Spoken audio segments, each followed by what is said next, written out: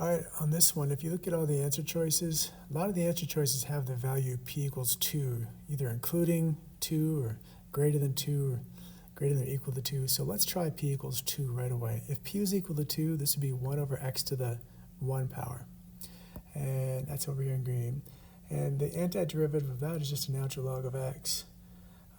And the upper limit is infinity, but we can't do that. That's improper, so we let it be b as b approaches infinity.